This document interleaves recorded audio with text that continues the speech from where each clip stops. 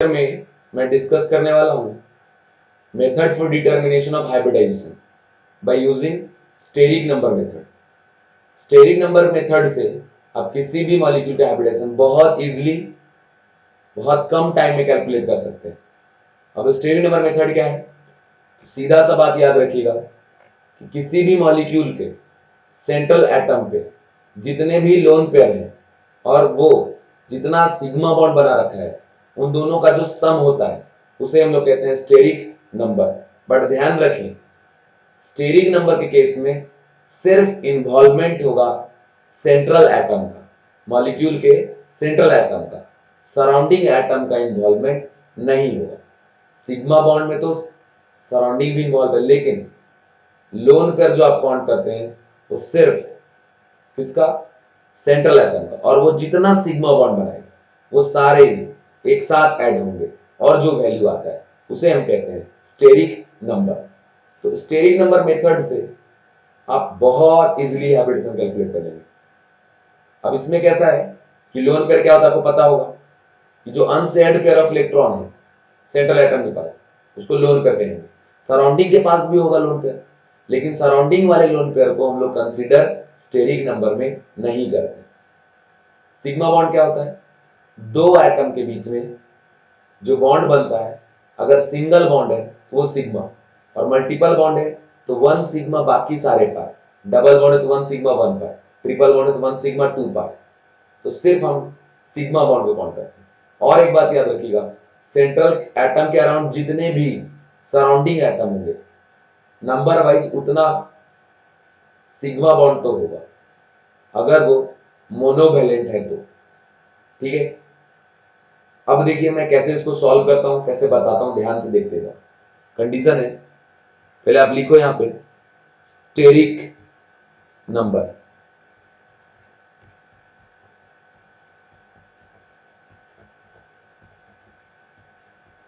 Steric number is equal to number of sigma bond plus number of lone pair, number of lone pair. और ये बात ध्यान रखिए कि जो सिग्मा बॉन्ड और लोन पेयर आप काउंट कर रहे हैं वो किसके रिस्पेक्ट में? मॉलिक्यूल के सेंट्रल एटम के रिस्पेक्ट में। तो यहां पे लिखेंगे विथ सेंट्रल एटम। सीधा सा फिर से रिपीट कर देता हूं कि number of sigma bond count करने इसमें कोई दिक्कत तो है नहीं, लोन पर भी कोई दिक्कत नहीं है। लोन पर आप निकाल लो, सिग्मा बॉन्ड निकाल लो, उन दोनों का सम कर दीजिए, जो वैल्यू आएगा उसके हिसाब से हम हाइब्रिडेशन फाइंड आउट करेंगे। ठीक है, अब हर एक स्टेरिक नंबर के वैल्यू पे रिस्पेक्टिव हाइब्रिडेशन क्या होगा ये फिक्स होता है, और मैं वो आपको बताने जा रहा हूँ। जैसे भी एक टेबल मैं आपको प्रिपेयर करके बताता हूँ और उसके एग्जांपल बता देता हूँ। अब कंडीशन आप ये देखिए कि जैसे सबसे पहले मैं कॉलम बना दिया स्टेरिक नंबर का, दूसरा कॉलम बना दिया हाइब्रिडाइजेशन, थर्ड कॉलम बना दिया एग्जांपल। फर्स्ट है, सीधा बात आप याद रखिए, स्टेरिक नंबर में क्या है? सिग्मा प्लस लोन पेयर, और ये सिग्मा बॉन्ड जिसमें एसोसिएट होगा कौन? सेंट्रल एटम, उसी सिग्मा बॉन्ड को काउंट करेंगे। लोन पेयर कौन? वो लोन पेयर जो सेंट्रल एटम के ऊपर प्रेजेंट है उसी को काउंट करेंगे, सराउंडिंग के वाले लोन पेयर को काउंट नहीं करना। अब देखिए स्टेरिक नंबर का वैल्यू अगर 2 आ रहा है, मतलब सिग्मा बॉन्ड और लोन पेयर का वैल्यू 2 आ रहा है, तो उस केस में हाइब्रिडेशन sp होता है। अब ये 2 कैसे आ सकता है? मान लो 2 सिग्मा बॉन्ड लोन पेयर 0 तब भी 2 आएगा, 1 सिग्मा 1 लोन पेयर तब भी 2 आएगा। तो दोनों केस में हाइब्रिडेशन sp, इसका एग्जांपल होता है BeCl2, बेरिलियम क्लोराइड। देखिए बेरिलियम के वैलेंस शेल में 2 इलेक्ट्रॉन, और ये बेरिलियम 2 क्लोरीन के साथ बॉन्ड बना लिया, एक क्लोरीन एक बॉन्ड बनाया, तो ये 1 सिग्मा 1 सिग्मा 2 सिग्मा, तो 2 प्लस 0 करने से स्टेरिक नंबर 2 आ गया। हाइब्रिडेशन क्या हो जाएगा इसका? sp। सेकेंड देखिए बच्चों, अगर स्टेरिक नंबर 3 आता है तो हाइब्रिडेशन sp2 होगा। 3 कब आएगा? 3 प्लस 0 या 2 प्लस 1 या 1 प्लस 2, कुछ भी हो जाए, है ना। इसका एग्जांपल आप एक लिखते BCl3, बोरॉन के वैलेंस शेल में 3 इलेक्ट्रॉन और वो 3 क्लोरीन के साथ जाकर बॉन्ड बना लिया, 3 सिग्मा बॉन्ड, इसलिए बोरॉन। इस मॉलिक्यूल का जब हाइब्रिडेशन आप निकालेंगे तो क्या आएगा, sp2 आएगा। ठीक है। थर्ड में अगर मैं बात करूं, अगर इनका सम सिग्मा बॉन्ड जिसमें एसोसिएट है सेंट्रल एटम और लोन पेयर जो सेंट्रल एटम प्रेजेंट है उनका सम अगर 4 आ रहा है तो हाइब्रिडेशन आप sp3 बोले। इसके एग्जांपल CH4। CH4 में देखिए एक कार्बन 4 हाइड्रोजन से बॉन्डेड है, तो दो एटम बीच में जो बॉन्ड होता है उसको क्या बोलते हैं, सिग्मा। अगर वो सिंगल है तो डबल है तो 1 सिग्मा 1 पाई, ट्रिपल है तो 1 सिग्मा 2 पाई। अब यहाँ पे 1 sigma 1 sigma 1 sigma 1 sigma, total 4 sigma, और कार्बन के वैलेंस में 4 इलेक्ट्रॉन होता है, तो लोन पेयर क्या हो गया, 0, इसलिए हाइब्रिडेशन क्या हो गया, sp3। फोर्थ एग्जांपल आप आ जाइए, अगर स्टेरिक नंबर का वैल्यू 5 आए तो इसका हाइब्रिडेशन हो जाएगा बच्चों sp3d। इसके एग्जांपल PCl5, फास्फोरस के वैलेंस शेल में 5 इलेक्ट्रॉन, अब वो 5 बॉन्ड बनाया 5 क्लोरीन के साथ, हर एक क्लोरीन के साथ सिंगल बॉन्ड। ठीक है। देन उस केस में फास्फोरस के पास कोई भी वैलेंस मतलब कोई भी लोन पेयर नहीं है, सिर्फ सिग्मा बॉन्ड है 5, तो 5 सिग्मा बॉन्ड के कारण वहां पे उसका हाइब्रिडेशन क्या हो जाएगा, sp3d। दो केसेस इसमें और हैं, इसमें आप 5th नंबर में लिख लेंगे, अगर स्टेरिक नंबर का वैल्यू 6 आ गया तो हाइब्रिडेशन हो जाता है इसका sp3d2।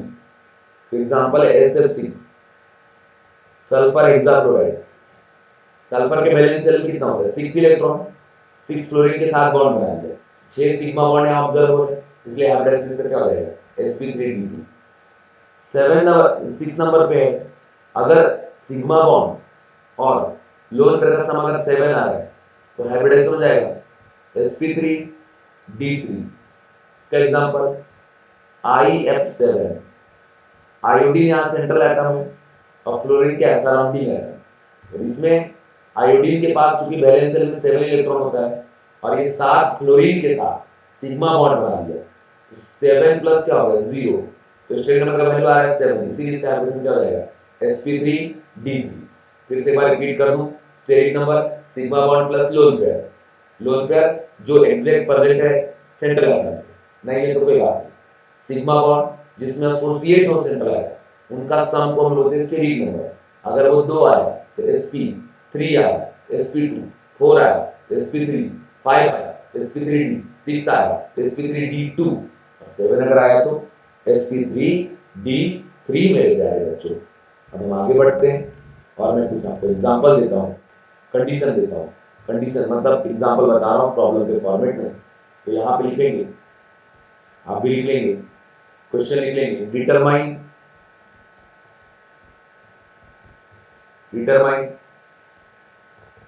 the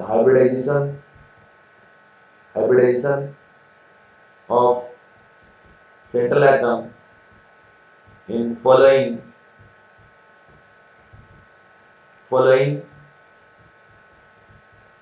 molecule. फर्स्ट है मान लीजिए I3+, देखिए ये आपको स्ट्रक्चर भी पता होना चाहिए। जैसे ये I3+ है तो सेंटर पे आयोडीन और सराउंडिंग में भी आयोडीन, ऐसा। अब ये पॉजिटिव चार्ज किस पे ट्रांसफर होता है, तो सेंट्रल एटम पे। अब एक बार आपको पता होगा ये किस ग्रुप का है, 17 का, तो वैलेंस शेल में 7 इलेक्ट्रॉन, इसमें से एक लॉस कर दिया तो बचा 6 में से 2 बॉन्ड इलेक्ट्रॉन चला गया बॉन्ड बनाने, तो बचा 4, तो 1 2 3 4, ये वाले लोन पेयर ऊपर, 1 लोन पेयर नीचे, तो 2 लोन पेयर है और 2 सिग्मा हो, तो 2 और 2 क्या हो गया, 4। इसका हाइब्रिडेशन क्या हो जाएगा, sp3। ऐसे हम लोग को निकाला। अब ये जो सराउंडिंग में आयोडीन है इसके पास भी लोन पेयर है, 3 लोन पेयर, इसके पास भी 3 लोन पेयर है, बट इस लोन पेयर को और इस लोन पेयर को हम लोग काउंट नहीं करेंगे स्टेरिक नंबर में, हम सिर्फ काउंट करेंगे सेंट्रल वाले एटम के ऊपर लोन पेयर जो प्रेजेंट है उस लोन पेयर। क्लियर? तो इस चीज को ध्यान में रखना। प्रॉब्लम अगर पूछे calculate total number of lone pair, ऐसे बोले तो लोन पेयर अगर बोल रहा है तो सभी का काउंट करो, मॉलिक्यूल मिलता है 3 3 6 और 2 8, बोले सिग्मा बॉन्ड तो 2, पाई बॉन्ड तो 0, ऐसे बताना। लेकिन हम हाइब्रिडाइजेशन में सिर्फ सेंट्रल एटम से चेक करेंगे, क्योंकि हाइब्रिडाइजेशन में जो हाइब्रिड ऑर्बिटल बनता है उसमें पार्टिसिपेट सेंट्रल एटम का ऑर्बिटल रहता है, इस वजह से। अब देखो सेकेंड एग्जाम्पल मैं आपको बताऊं, कोई भी प्रॉब्लम आप बनाए, किसी भी टाइप की प्रॉब्लम है और उसमें अगर आपको बोल रहा है कैलकुलेट करना है हाइब्रिडाइजेशन, तो आप बहुत इजीली स्टेरिक नंबर से सॉल्व कर सकते हैं। सेकेंड एग्जाम्पल है PCl4+। अब ये पॉजिटिव चार्ज फास्फोरस के साथ, अब डायरेक्ट स्ट्रक्चर मत बनाओ, डायरेक्ट सॉल्व करो। फास्फोरस के वैलेंस शेल में कितना होता है 5, उसमें एक पॉजिटिव चला गया, कितना बचा 4, 4 इलेक्ट्रॉन बचा, 4 क्लोरीन है, तो 4 का 4 चला गया बॉन्ड बनाने में, तो 4 सिग्मा बॉन्ड और लोन पेयर 0, तो वैल्यू आ गई कितना 4। ये वैल्यू किसका है, स्टेरिक नंबर है। वाइब्रेशन क्या हो जाएगा sp3। अगर मैं थर्ड एग्जांपल का बात करूं और सपोज जैसे ये H2O दिया है, बहुत आसान, वाटर, तो पता है वाटर में ऑक्सीजन जो है वो सेंट्रल है, बैलेंस में होता है 6 इलेक्ट्रॉन, जिसमें 2% है क्या हाइड्रोजन, तो 2 इलेक्ट्रॉन चला गया, बचा 4, 1 2 और ये 3 4। स्टेरिक नंबर क्या हो जाएगा 1 2 3 4, है ना, 2 लोन पेयर और 2 सिग्मा बॉन्ड, सम हो गया 4, वाइब्रेशन क्या रहेगा इसका sp3। ठीक है, ऐसे निकालना, ओरली आप निकालिए ना, कोई दिक्कत नहीं। बुक में आप जाइएगा तो बहुत फॉर्मूला आपको वहां दिखेगा, अलग अलग मेथड दिखेगा, बट ये सबसे इजी मेथड है जो मैं आपको बता रहा हूँ। इसके बाद आप और देखिए, जैसे NH3 है या फिर CH4 है या फिर H2SO4 है या फिर H3PO4 है या फिर HNO3 है, ये जो ऑक्सी एसिड्स है ना, इनका हाइब्रिडेशन क्या आपको स्ट्रक्चर तो एग्जैक्ट पता होना चाहिए। यहाँ देखिए NH3 में जो है नाइट्रोजन 3 नाइट्रोजन के साथ बॉन्ड बना रहा है, ये 1 लोन पेयर और 3 सिग्मा बॉन्ड, क्या हो गया 4, हाइब्रिडेशन क्या हो जाएगा sp3। इस कार्बन का भी क्या है sp3, क्योंकि 4 बॉन्ड है और 4 इलेक्ट्रॉन इसके पास होता है। H2SO4 में अगर आप आ जाए, ये ऑक्सी एसिड है, तो डबल बॉन्ड OH OH। इसके स्ट्रक्चर ड्रॉ करने का भी रूल होता है कि हाइड्रोजन कनेक्ट कर दो ऑक्सीजन के थ्रू, है ना, 2 कनेक्ट हो गया, बाकी डबल बॉन्ड लगा देंगे, क्योंकि ऑक्सीजन तो 2 बॉन्ड तो पक्का बनाएगा ही, बैलेंसिंग 2 होती है उसकी। तो अब जरा यहाँ देखिए, सल्फर के बैलेंस में 6 इलेक्ट्रॉन और 6 का 6 बॉन्ड बनाने में इन्वॉल्व हो चुका है, जिसमें 1 2 3 4 सिग्मा बॉन्ड, तो इसका हाइब्रिडेशन क्या हो जाएगा sp3, बिकॉज 4 + 0 लोन पेयर है नहीं, सिग्मा बॉन्ड 4 है, तो स्टेरिक नंबर क्या आ गया 4, और 4 पे क्या होता है हाइब्रिडेशन sp3। लेकिन अगर क्वेश्चन बोला बताओ टोटल सिग्मा बॉन्ड कितने, तो sigma bond total 1 2 3 4 5 6, 6 sigma bond. Pi bond कितने, तो 2 पाई बॉन्ड। लोन पेयर कितने हैं, इस पे तो लोन पेयर नहीं है, बट हर ऑक्सीजन पे 2 2 लोन पेयर, 4 ऑक्सीजन पे 2 लोन पेयर, तो 4 2 जा क्या हो जाएगा 8 लोन पेयर। ठीक है, तो कंडीशन ये है कि ये कुछ और पूछा, अगर आपसे कहता कि बताओ हाइब्रिडाइजेशन, तो हाइब्रिडाइजेशन में तो जो स्टेरिक नंबर मेथड बताए हैं उसे ही अप्लाई करना है। स्टेरिक नंबर मेथड में सिर्फ सेंट्रल एटम जिस सिग्मा बॉन्ड से एसोसिएट होगा उसे ही हम काउंट करेंगे, लोन पेयर जो सिर्फ सेंट्रल एटम पे प्रेजेंट है उसे काउंट करेंगे और उसके बेसिस पे जाके हम आंसर देंगे। अब H3PO4 की अगर बात करते हैं, HOP OH OH और यहाँ डबल बॉन्ड हो, तो देखिए ऑक्सीजन के बैलेंस में कितना होता है, सॉरी फास्फोरस के बैलेंस में 5, तो 1 2 3 4 5 बॉन्ड बना लिया। सिग्मा बॉन्ड देखो 1 2 3 और 1 क्या आपका 4, तो स्टेरिक नंबर क्या हो गया 4 + 0, हाइब्रिडेशन क्या हो जाएगा इसका sp3। HNO3 में भी ऐसा ही, HON डबल बॉन्ड हो, ये कोऑर्डिनेट बॉन्ड भी नॉर्मली ट्रीट करेंगे किसकी तरह एज ए सिग्मा बॉन्ड, तो 5 का 5 इलेक्ट्रॉन इसका इन्वॉल्व हो चुका है, 1 2 3 4, हाइब्रिडेशन क्या हो जाएगा इसका sp2, क्योंकि 4 में से एक बॉन्ड क्या है आपका पाई है, 3 ही सिग्मा है, तो sp2 और लोन पेयर तो 0 है, तो 3 + 0 होगा तो 3 ही आएगा। इस वजह से इस तरीके से हम लोग निकाल रहे हैं। और आप देखिए, जैसे अगर आपको कभी कार्बन का बॉन्ड दिख गया इस तरीके का C H H H C H H और ये H, अब बोल रहे बताइए हाइब्रिडेशन, तो ये देखिए 1 2 3 4 4 डिफरेंट एटम से 4 बॉन्ड, तो हाइब्रिडेशन sp3, कि 4 इलेक्ट्रॉन है 4 बॉन्ड बना रही है, कोई लोन पेयर है नहीं इसका, इसका भी क्या आपका sp3। अगर ऐसा दिया C double bond C H H H और ये H, तो अब देखिए जरा 4 बॉन्ड तो बनाया है, बट ये पाई बॉन्ड है, उसको हाइब्रिडेशन में काउंट नहीं करेंगे स्टेरिक नंबर में। 1 2 3, स्टेरिक नंबर 3 इसका भी और 1 2 3 इसका भी 3 आ रहा है, हाइब्रिडेशन क्या आ जाएगा इसका sp2, और इसका भी क्या आ जाएगा sp2। अगर ऐसे दिया C triple bond C H H, अगर आपको यहाँ निकालना है तो स्टेरिक नंबर देखो, तो 3 पाई बॉन्ड है इधर से, 2 पाई बॉन्ड और 1 सिग्मा बॉन्ड है ना, तो 1 सिग्मा इधर से और 1 सिग्मा इधर से, तो स्टेरिक नंबर क्या हो गया इसका 2, हाइब्रिडेशन क्या आ जाएगा sp। और यहाँ देखिए फिर से इसके लिए 1 और 1 क्या हो गया 2, हाइब्रिडेशन क्या आ जाएगा sp। बस कुछ भी नहीं करना है इसके अलावा, सिर्फ सिग्मा बॉन्ड और लोन पेयर देखना है। लोन पेयर नहीं है तो जीरो लेके चलेंगे, है तो जो वैल्यू रहेगा उस वैल्यू को हम कंसीडर करेंगे और उसके हिसाब से प्रॉब्लम सॉल्व करेंगे, और कुछ भी करने की जरूरत नहीं है। और भी एग्जांपल आपको मैं दिखाता हूँ। एग्जांपल है PCl6-।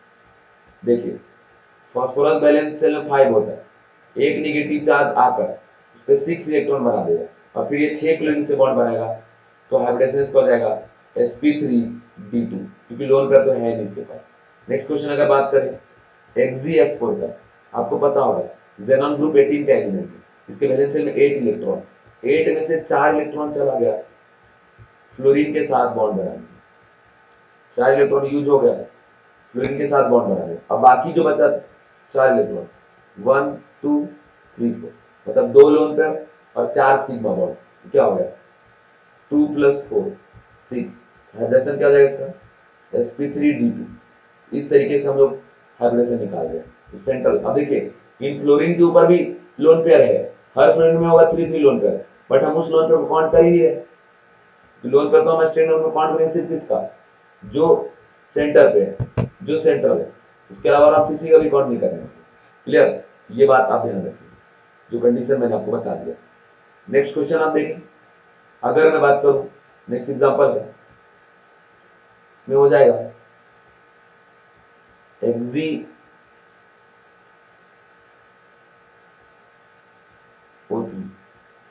अगर XgO3 का बात करें तो जेनॉन हर ऑक्सीजन के साथ 2 2 बॉन्ड इसका बना दो, 1 2 3 4 5 6 इलेक्ट्रॉन इन्वॉल्व, बचा 2 इलेक्ट्रॉन, मतलब 1 लोन पेयर और 1 2 3 सिग्मा बॉन्ड, तो 3 और +1 कर देंगे कितना हो गया 4, हाइब्रिडेशन sp3। बस और कुछ नहीं करना, 2 एटम बीच में मल्टीपल बॉन्ड है, एक सिग्मा, बाकी सारे के सारे कहलाएंगे पाई बॉन्ड। क्लियर। अब नेक्स्ट क्वेश्चन और देखिए, इतना प्रैक्टिस करा दूं कभी दिक्कत ही नहीं जाएगी। ICl2-, इसमें भी देखिए आयोडीन के वैलेंस सेल में 7 और एक आ गया कितना हो गया 8। अब आयोडीन सेंट्रल है, इधर क्लोरीन लगा दो, इधर क्लोरीन लगा दो। अब इसके वैलेंस सेल में 7 था, एक नेगेटिव चार्ज आ गया तो हो गया 8, 8 मतलब 2 इन्वॉल्व हो गए इधर, तो बचा 6, 1 2 3 4 5 6, मतलब 3 लोन पेयर और 2 सिग्मा बॉन्ड। हाइब्रिडेशन इसका क्या हो जाएगा sp3d, इन दोनों का सम हो जा रहा है 5। क्लियर। और बताया हमने 2 स्टेरिक नंबर है तो sp3 है, sp2 है ना, 4 है sp3, 5 है sp3d और 6 है sp3d2, 7 है sp3d3। वो कैसे आ रहा है उससे कोई लेना देना हमें है ही नहीं, सिग्मा बॉन्ड से सिर्फ आया तो भी चलेगा, लोन पेयर सिग्मा बॉन्ड के सम से आया तब भी चलेगा, कोई प्रॉब्लम नहीं है, ना ही कोई दिक्कत है। ठीक है बच्चों, इस तरीके से आप बहुत इजीली किसी भी गिवन मॉलिक्यूल का हाइब्रिडेशन आप निकाल सकते हैं by using steric number method. आपको ये मेथड कैसा लगा, आपको ये टॉपिक समझ में आया कि नहीं आया, कमेंट बॉक्स में कमेंट करके बताएं। अगर कोई दिक्कत जा रहा है इसमें तो मैं बताऊंगा इसके बारे में और भी। ठीक है, इसके बाद और देखिए एग्जांपल, अगर हम बात करें XgOF4। ठीक है, अब देखिए यहाँ पे जेनॉन है सेंट्रल एटम, ऑक्सीजन के साथ डबल बॉन्ड और 4 फ्लोरीन के साथ 4 बॉन्ड बना लेगा। क्लियर, 4 फ्लोरीन के साथ 4 बॉन्ड, तो इसके पास टोटल 8 इलेक्ट्रॉन है, 1 2 3 4 5 6 इन्वॉल्व हो गए, बचा 2, एक लोन पेयर को हम यहाँ रिप्रेजेंट करेंगे। स्टेरिक नंबर क्या हो जाएगा 1 और प्लस, ये तो पाई बॉन्ड और एक सिग्मा, देखिए काउंट करेंगे 1 2 3 4 5, तो 1 + 5 यहाँ कर दिए, कितना आ गया 6। ये वैल्यू है किसका स्टेरिक नंबर का, वाइब्रेशन फिर क्या आ जाएगा sp3d। इस तरीके से जाकर प्रॉब्लम को आपको सॉल्व करना, कहीं भी कभी भी कोई भी टाइप का दिक्कत नहीं होगा। नेक्स्ट क्वेश्चन अगर बात करें IOX3, आयोडीन के वैलेंस शेल में 7, 3x के साथ बॉन्ड बना दो, x मतलब हेलोजन, और एक डबल बॉन्ड। तो देखिए 1 2 3 4 5, हर बॉन्ड में एक इलेक्ट्रॉन इन्वॉल्व हो सेंटर पे, तो बचा 2 इलेक्ट्रॉन, तो 2 दिखा दी मतलब एक लोन पे। अब यहाँ चेक करिए स्टेरिक नंबर, तो 1 2 3 4 5, तो हाइब्रिडेशन क्या आ जाएगा sp3 और साथ में d। क्लियर? इस तरीके से जाकर आप किसी का भी काउंट कर सकते हैं बच्चों, हाइब्रिडाइजेशन कहीं भी आपको कोई प्रॉब्लम कभी भी नहीं होने वाला है। ठीक है, एक और क्वेश्चन आप देखिए, जैसे क्वेश्चन दिया है SOX4, ठीक है, X में क्लोरीन फ्लोरीन कुछ भी आ सकता है, S डबल बॉन्ड हो, X X X X, क्योंकि सल्फर के पास 6 इलेक्ट्रॉन का वैलेंस शेल में, और 1 2 3 4 5 6 का 6 इलेक्ट्रॉन इन्वॉल्व हो गया, तो लोन पेयर तो 0 है, सिग्मा बॉन्ड करो 1 2 3 4, और यहाँ से 1, क्योंकि 2 बॉन्ड है, एक सिग्मा दूसरा 5, तो कितना आ गया 4 और 1 5, तो टोटल यहाँ पे स्टेरिक नंबर का वैल्यू आ रहा है 5, इसलिए इसका एवरेज मिल जाएगा sp3 और d। ये हो गया इसका आंसर। नेक्स्ट आपको मैं बता रहा हूं कि जो अगर एनाइंस है, ऑक्सो एनाइंस मतलब जो ऑक्सी एसिड्स जनरेट होते हैं, उसमें नेगेटिव चार्ज ऑक्सीजन पे ट्रांसफर होता है, सेंट्रल एटम पे ट्रांसफर नहीं होता। इस बात का भी ध्यान रखिए, जैसे अगर आपको लिख के दिया CO3 -2 हाइब्रिडेशन बताओ, तो C डबल बॉन्ड O पे माइनस, O पे माइनस, कार्बन पे मत भेज दे। अब इसमें देखिए कार्बन के वैलेंस में 4 इलेक्ट्रॉन 4 बॉन्ड बना रखा है, सिग्मा बॉन्ड 1 2 3, हाइब्रिडेशन क्या हो जाएगा sp2। ठीक है, नेक्स्ट अगर मैं बात करूं ऐसे ही और एग्जांपल का, जैसे अगर आपको NO3 माइनस लिख के दे दिया, N double bond O minus, और ये कोऑर्डिनेट बॉन्ड, देखिए इसके पास तो कोई लोन पेयर है नहीं, सिर्फ है सिग्मा बॉन्ड 1 2 3, हाइब्रिडेशन क्या आ जाएगा sp2। क्लियर? तो इस तरीके से बच्चों हाइब्रिडेशन निकालना मैंने आपको समझा दिया। उम्मीद करता हूं आपको कुछ ना कुछ बेनिफिट हुआ होगा इस वीडियो से। Thank you.